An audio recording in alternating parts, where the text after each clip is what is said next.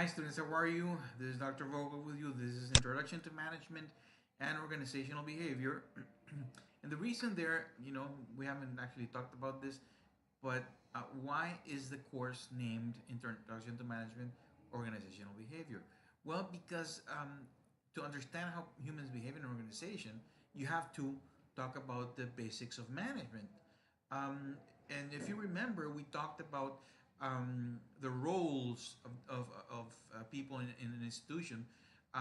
For example, the leader, we talked about the person who does the networking or the liaison, the public relations, the head figure, the representative.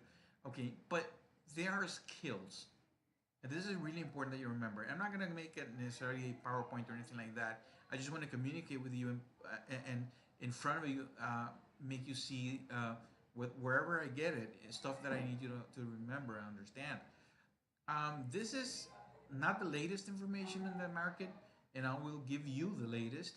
But right now, there are some skills that usually managers should have, or at least the management establishment, in the sense of the business schools, Harvard, all of these things, say or they agree that managers should have some skills that we all agree on.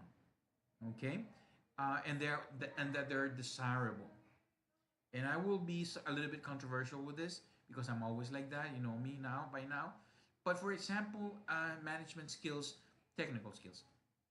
Okay, technical skills are, for example, if you're the financial manager. Of course, if you're the financial manager or the chief financial officer, which is often called um, the CFO, obviously the technical part of your skills is doing finance itself, being able to do financial statements, analyzing numbers, data, and all that related to the finance of the company. Um, but those are technical skills, and to be honest, technical skills, whatever they are for whatever position, are easy to learn.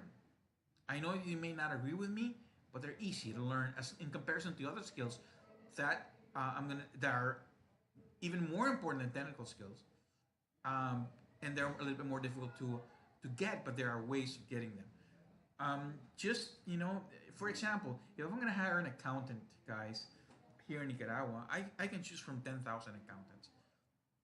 Because to be honest, accounting is not difficult. And I apologize for the accountants that hear that when I talk about it, give speeches, in front of a lot of people. Accounting is just, basically adding, subtracting, and dividing. And it's very straightforward. You can't, it's difficult to make mistakes. All you have to do is a mechanical thing. There's nothing creative about it. Um, so the thing is that I can get technical skills easily. Okay? How about human skills? Is that so easy to get? Here what we have human skills here. Um, is that so easy? Is that as easy to get? Because I mean, can you learn that quickly? Is there a course in college where they teach you human skills? Well, in some places they're starting to see the light, and they're starting with these things, and they call them soft skills. And there's nothing soft about them, but that's what they call them.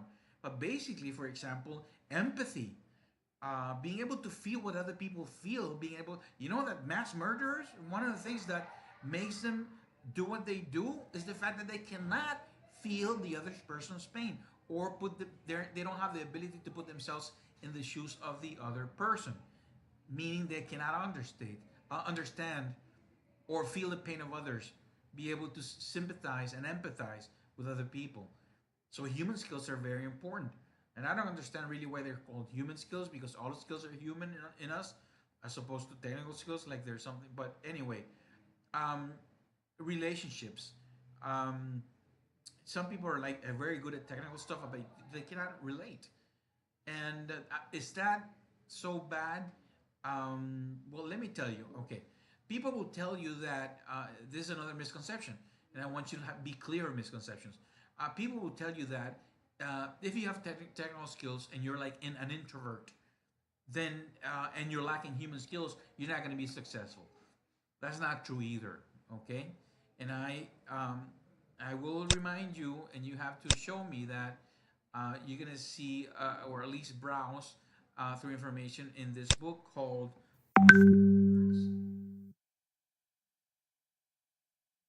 The Introvert Advantage, which is basically one of the most important books written recently about how introverts make a wonderful contribution to society, and to be and so and recognize that people who are introverts in history have made so many contributions to life. In fact, we could say that even just maybe about half, or close to half of the stuff that has been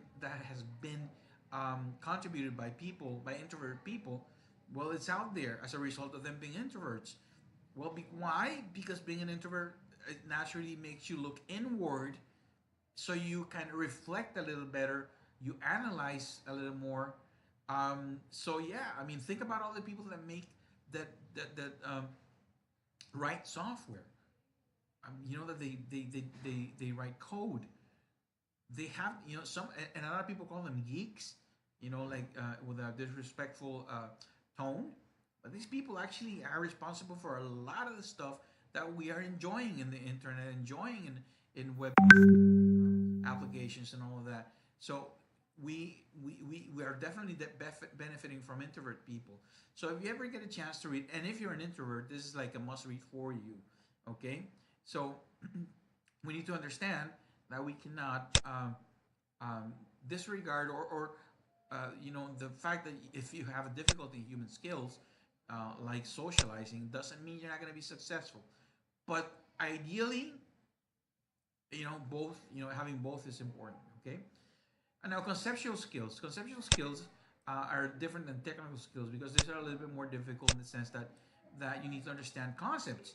I mean, yeah, the name tells you so, but what is it? It's to be able to abstract, make abstractions, and strategy, for example. Because technical skills, if you are good at finance, it doesn't necessarily mean you're gonna come up with a good strategy to get the company going, or a new product, or creative ways of solutions of problems.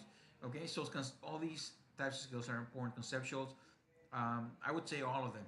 Okay, but again, don't discard the introverts because of the lack of human skills. Um, okay, so that should be something important for you to remember. In the next video, we'll go and talk about effective versus successful managerial activities.